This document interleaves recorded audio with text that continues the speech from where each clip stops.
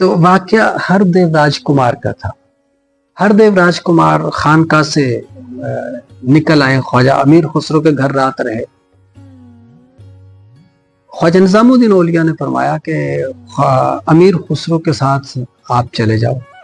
ख्वाजा हसन संजरी वो अपने छावनी चले गए, और ये जो हिंदू था महाराजा हरदेव राजकुमार, शहजादा था हिंदुओं का, ये हजरत अमीर खुसरो के साथ उनके घर चला गया। हाँ, अमीर खुसरो रात तक गुफ्तगू जारी रही और बुजुर्गान दीन का तस्करा जारी रहा। हजरत अमीर खुसरो अपने वाक़यात बयान करते रहे, जिस तरह उनका ताल्लुक हज़रत ख्वाजा निज़ामुद्दीन औलिया से हुआ। खैर, रात काफी गुजर गई। जब ये रात काफी गुजर गई तो देर से सोए।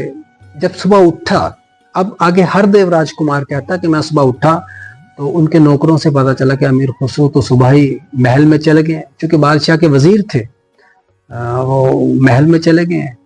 बाकी इन्होंने जो कुछ भी अपना खाना पिया खाया।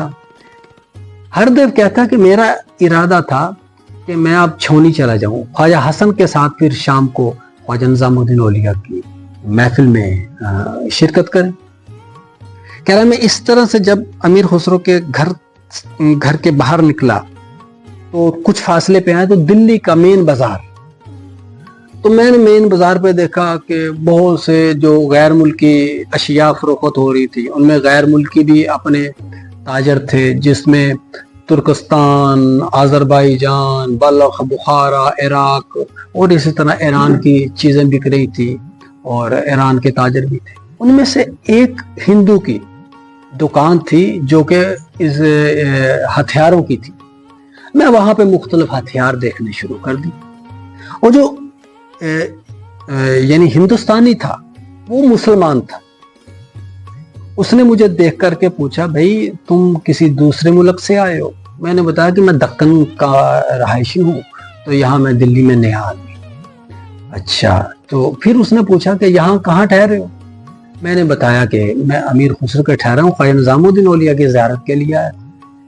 अब जैसे ही मैंने इन दो हस्तियों का नाम लिया, वो दुकानदार एकदम से आग बगोला हो गया, गुस्से में आ गया। कहने लगा, ओ भाई तुमने इतना लंबा सफर किया, ये तो तुम्हारा सफर रायगा गया, ये तो दोनों बेदीन हैं। ये अलानिया शेर व शायरी करते हैं और नाच गाना सुनते हैं, ना सिर्फ सुनते हैं बल्कि रक्स भी करते हैं, नाचते भी हैं, और तो और मुरीदों से अपने हाथ पांव भी चुमवाते हैं। ये दोनों ही पीर और मुरीद, अमीर खुसरो भी, उसका पीर भी, नौज़ुबिल्लाह, ये तो बिल्कुल यूं समझे कि ये दीन से खारिज है। तो हरदेव कहता है कि जब उसकी मैंने ये बातें सुनी मुझे बहुत गुस्सा आया। मैंने कहा मैंने उस शेख की यानी उनकी मोहब्बत में मैंने इतना लंबा सफर किया और ये मुझे कह रहा है कि वो बेदीन है। तो मैंने उससे कहा, भाई मैं उनके मुतल्लिक ना कोई बात नहीं सुननी चाहता, तो बराए मेहरबानी मैं बस जाता हूँ। उसने कहा, एक मिनट ठहरो, मेरी बात सुनो, ठहरो ठहरो। बात ये है कि तुम शक्ल से मुझे मुसलमान दिखाई नहीं दे रहे। तो हरदेव ने कहा कि हाँ मैं हिंदू हूँ। उन्होंने कहा कि मुझे ये बताओ कि हिंदू होते हुए एक मुसलमान फकीर से तुझे इतनी हमदर्दी और मोहब्बत क्यों है? उसने कहा, मैं ख्वाजा हसन जो सिपा सलार हैं उनसे वाकया सुने, मोहब्बत हुई, मैं खुद आके हजरत साहब को देखा, उनकी महफिल देखी, जितनी बातें तुमने की, जितने एतराज़ात किए हैं, मैंने उनमें कोई ऐसा नक्स मैंने नहीं देखा, बेऐब हस्ती हैं वो तो कहने लगा, भाई चूंकि तुम हो जमी वो होता है। तो मैंने पूछा उससे, हरदेव राजकुमार, मैंने पूछा कि ये जमी कौन होते हैं?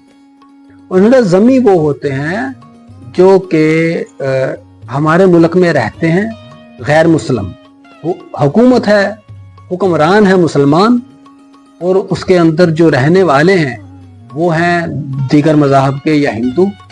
तो हिंदुओं की जान और माल की हिफाजत की जिम्मेदारी किसके जुम्मा है? वो हुकूमत वक़्त के।